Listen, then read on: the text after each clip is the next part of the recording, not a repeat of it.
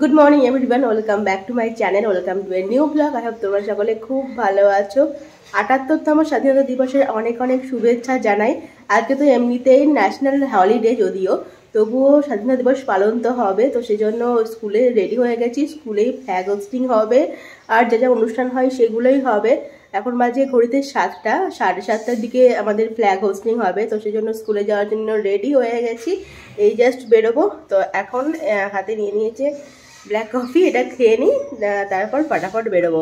আর তোমরা আজকে ব্লগটা এখান থেকে দেখতে থাকো। আই হোপ তোমাদের আজকে ব্লগটা দেখতে বেশ ভালো লাগবে। আগে আমরা যখন স্টুডেন্ট ছিলাম আমরাও যেতাম স্কুলে, এই দিনটা মিস করতাম না। অন্যদিনকে তুলনায় এই দিনটা একটু অন্যরকমই, তো আজকেও সেরকম। চলো যাওয়া যাক।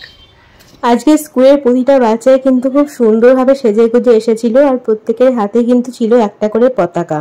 ওরা কিন্তু নিজেরাই ইন্ডিপেন্ডেন্স ডে নিয়ে ভীষণই আগ্রহী। আজকে কিন্তু বেশিরভাগ বাচ্চাই এসেছিল। প্রথমে সকলকে লাইনে সারিবদ্ধ করে দাঁড় করানো হলো, তারপর আমি আর আমার কলিগস মিলে এই জায়গাটা সাজিয়ে ফেলেছিলাম খুব সুন্দর করে ফুল দিয়ে। অনেক বাচ্চারা ফুল এনেছে, কেউ কেউ আবার মালাও এনেছে, তো সেসব দিয়েই খুব সুন্দর করে সাজিয়ে ফেললাম যেখানে আর কি আমাদের ফ্ল্যাগ হোস্টিং হবে। তো দেখো এখানে আমাদের ফ্ল্যাগ হোস্টিং কিন্তু হয়ে গেছে। আমি সমস্ত ক্লিপ আর কি নিতে পারিনি, যদিও একটা দায়িত্ববোধ তো থাকে, তাই না? আমাদের হেডমাস্টার মশাই যিনি ছিলেন উনি আমাদের ফ্ল্যাগ হোস্টিং করলেন।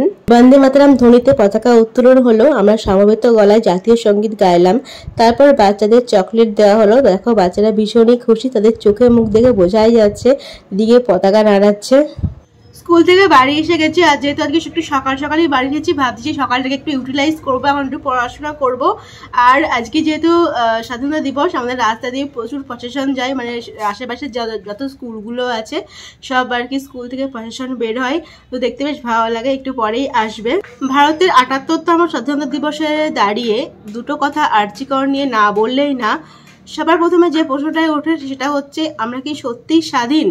স্বাধীনতা দিবসের এত পরে এসেও আমাদের মেয়েদের কিন্তু এখনো নিরাপত্তার অবশ্যই অভাব আছে, এটা বলতে হবে। রাত্রিবেলায় বেরোতে গেলে আমাদের 5বার ভাবতে হয় এবং বাড়ির লোক যথেষ্ট চিন্তায় থাকে। গত কয়েকদিন আগে আরজিকর হসপিটালে যে ঘটনাটা আমরা ঘটেছে দেখেছি, তো সেটা অত্যন্ত জঘন্যজনক। স্বাধীনতা দিবসের প্রাককালে 14ই আগস্ট গতকাল রাত্রিবেলায় আমাদের রাজ্য তথা গোটা দেশের জনগণ রাস্তায় এসে নেমেছিল। তাদের কিন্তু দাবি একটাই ছিল, মেয়েদের নিরাপত্তা আর হচ্ছে সঠিক বিচার চাই।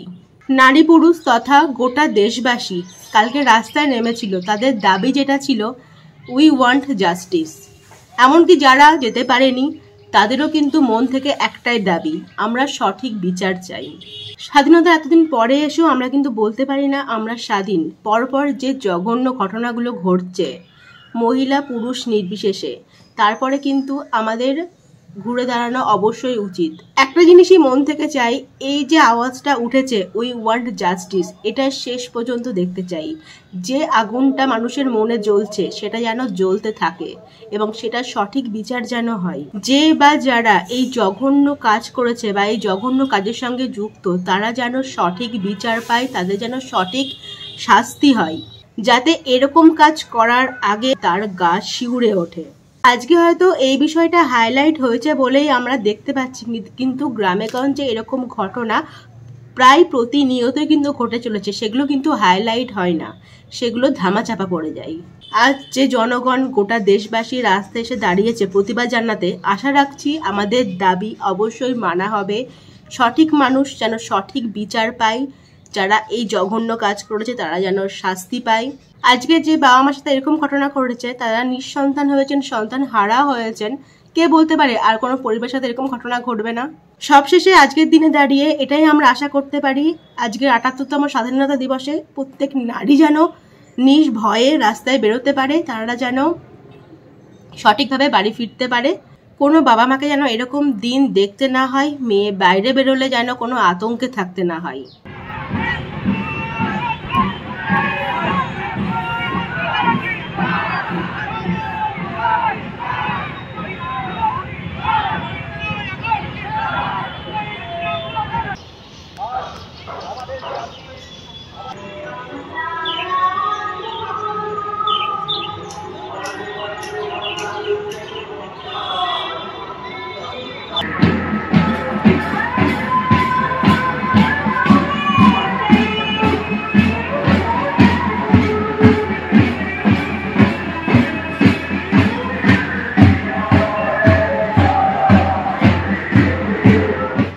পার্সেল এসছে, এখন সেটাই আনতে যাচ্ছি। না ওরাই নিয়ে আসবে যদিও, কিন্তু আমি ওই অত দূর অব্দি যেতে হবে আমাকে, নাহলে ওরা বাড়ি চিনতে পারবে না।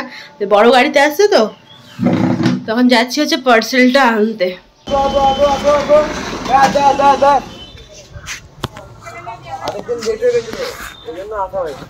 পার্সেলটা চলে এসেছে আর এখানটাতে আমরা রেখে দিয়েছি। দেখতে পাচ্ছ লম্বা মতো প্যাকেজিংটা করেছে।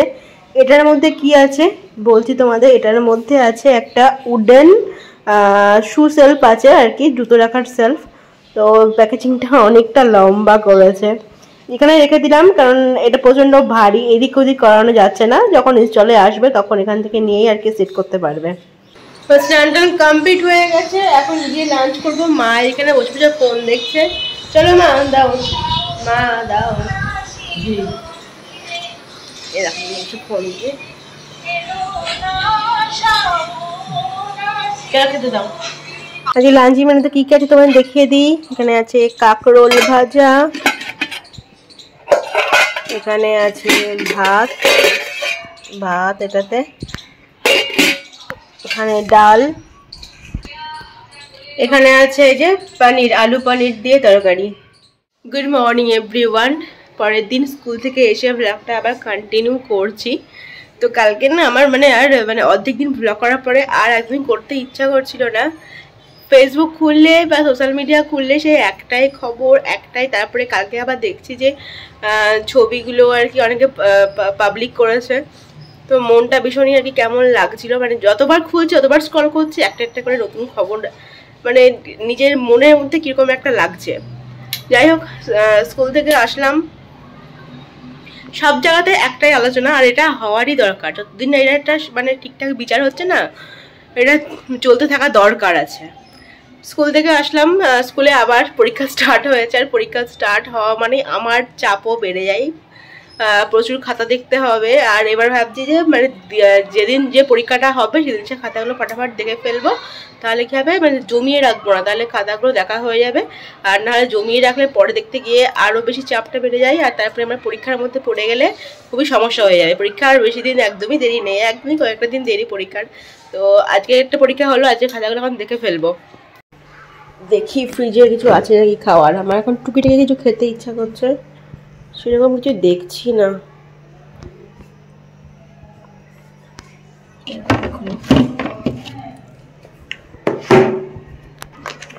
এটার মধ্যে আমসত্ত্ব আছে, ঘরে বানানো আমসত্ত্ব মা করে রেখেছিল, সেটাই আছে। দাঁড়া, এই যে ঘরে বানানো আমসত্ত্ব, বুঝলে, ভালোই হয়েছিল, বাট এগুলো মোটা মোটা হয়েছে। তো দেখো, এটাই খাওয়া যাক এখন।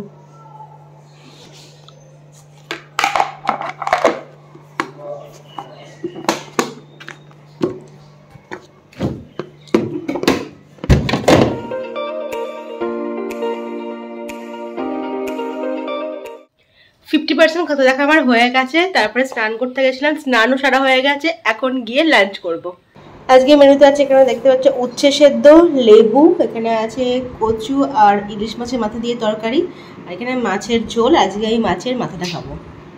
আজকে দুপুরবেলা ঘুমায়নি জানো তো, একটুখানি জাস্ট খেয়ে দিয়ে একটুখানি শুয়েছিলাম। তারপরে উঠে বাকি যা খাতাগুলো ছিল সেগুলো দেখে নিলাম। এখন হচ্ছে নিচে বাবার এক বন্ধু এসেছে, তো বাবা নিচে বসে এখন গল্প করছে। তো কাকুর জন্য মা চা বানালো, তো আমি বললাম একটু আমার জন্যও বানাও। বিকালে জেনারেলি কোনোদিন চা খাওয়া হয় না, সন্ধ্যাবেলাতেই চাটা খাই, বাট এই ছাদে ঘুরতে ঘুরতে চাটা খেতে বেশ ভালোই লাগে। তো একটুখানি চা খাওয়া যাক এখন।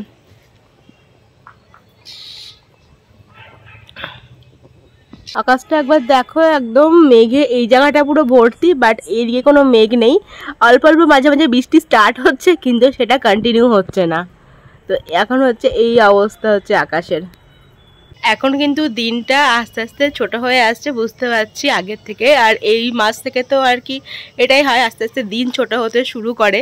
তো আগে সন্ধ্যা লাগতো ঠিক 7টার দিকে, এখন ওই 6টা 15 থেকেই 6টা 20 থেকেই আর কি সন্ধ্যা লাগতে স্টার্ট করে দিয়েছে। এখন দেখো 6টা 20 মতো বাজে। তো ছাদে এলাম, বেশ অন্ধকার অন্ধকার হয়ে গেছে।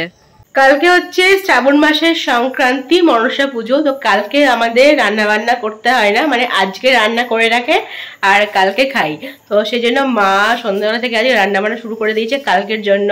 তো এখানে বানিয়েছে হচ্ছে লুচি আর হচ্ছে কাবলি ছোলার দেখে তরকারি। আর কিছু করেছো নাকি? আর কিছু করিনি, আর ভোরবেলায় ভাত করবো। ভাত করবো আবার? ভোরবেলায় করবো। যাই হোক, কালকে তো রান্না বান্না করতে হয় না, মানে গ্যাসই জ্বালে না, এরকম একটা ব্যাপার। তো আজকেই করে রাখে, মনসা পুজো যেহেতু আমাদের এইগুলো আছে, পালতে হয় আর কি। তো আজকে তো এই করেছে লুচি আর হচ্ছে ছোলার তরকারি, আর রাত্রে এটাই খেয়ে নেবো দুটো দুটো করে, তাহলেই হয়ে যাবে। তো এখন গিয়ে ডিনারটা করি। তো লুচি আর হচ্ছে কাবলি ছোলার তরকারি। তো চলো, ব্লগটা আমি এখানে এন্ড করছি। তোমাদের সঙ্গে দেখা হচ্ছে নতুন কোনো ব্লগ নিয়ে। Stay happy and stay safe. আমি জানি এখনকার সময় দাঁড়িয়ে স্টে হ্যাপি কথাটা হয়তো যায় না, বাট স্টিল আর স্টে সেফ এখনকার সময় দাঁড়িয়ে এটাই হয়তো, এই কথাটা ভীষণই গুরুত্বপূর্ণ হয়ে দাঁড়িয়েছে, যেটা আমি রোজই তোমাদের সঙ্গে ব্লগে বলি। বাট অবশ্যই আমাদের সেফলি সবার জোনে সবাইকেই থাকতে হবে। সবাই সেফলি থাকো, খুব ভালো থাকো। দেখা যাচ্ছে তোমার সঙ্গে নতুন ব্লগ নিয়ে। Till then stay happy and stay safe. Good night, bye by.